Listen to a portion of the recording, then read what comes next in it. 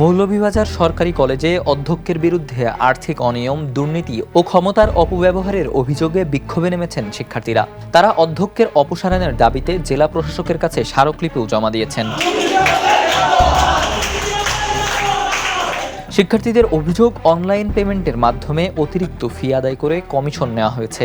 এছাড়া নতুন বাস কেনার নামে পুরনো বাস কেনা, অভিভাবক ছাউনি ও মুক্ত মঞ্চ নির্মাণে অর্থ আত্মসাৎ, লাইব্রেরি ও ক্ষুদ্র মেরামতের নামে ভুয়া বিল, ক্রীড়া তহবিল, বিএনসিসি, রোভার স্কাউট, শিক্ষা সফর ও বই কেনার অর্থে অনিয়মের অভিযোগও তোলা হয়েছে।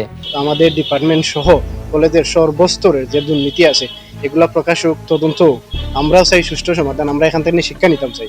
আমরা যে শিক্ষক হলদের সঙ্গে শিক্ষা নিতাম চাই, তার আগে শুনে আমরা বালা কিছু পাইতাম চাই। তার আগে যদি দুর্নীতি থাকে তা আমরা শিখমু কিতা।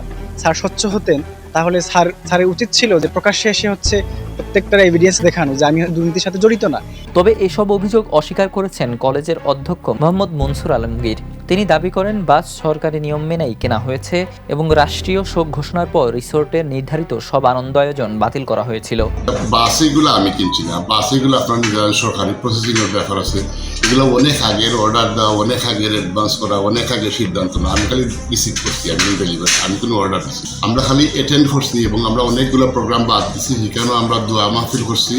অন্যদিকে অভিযুক্ত হিসেবে নাম আসা রসায়ন বিভাগের সাবেক বিভাগীয় প্রধান প্রফেসর মোহাম্মদ রফিউদ্দিন জানিয়েছেন, কলেজের আর্থিক লেনদেন বা ভাউচারের সঙ্গে তার কোনো সম্পৃক্ততা ছিল না। হয়তো মাসে 1-2 দিন গিয়েছি, এর চেয়ে বেশি আমি যাইনি। আমি এই সকল ব্যাপার বাইরে আর কিছুই জানি না, বা কোনো বিল ভাউচার এগুলো আমি জড়িতও নাই।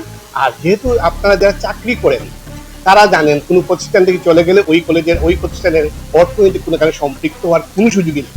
উপজেলা নির্বাহী কর্মকর্তা মোহাম্মদ রাজীব হোসেন বলেন, আন্দোলনরত শিক্ষার্থীদের সাথে কথা হয়েছে। তাদের দাবি দেওয়া নিয়ে জেলা প্রশাসন সহ সবাইকে সাথে নিয়ে আলোচনার মাধ্যমে বিষয়টি দ্রুত নিষ্পত্তি করা হবে। তবে অধ্যক্ষের বিরুদ্ধে ওঠা সুনির্দিষ্ট অভিযোগগুলো আমার এখতিয়ার বহির্ভূত। আমি তো উপজেলা নির্বাহী স্যার এটা আসলে আমার আওতা বহির্ভূত। সবাই মিলে বসবে, জেলা যারা রয়েছে সবাই মিলে বসে বিষয়টা। শিক্ষার্থীরা বলছেন, সুষ্ঠু তদন্ত ও দোষীদের বিরুদ্ধে ব্যবস্থা না নেওয়া পর্যন্ত তাদের আন্দোলন চলবে। Desk report, the news.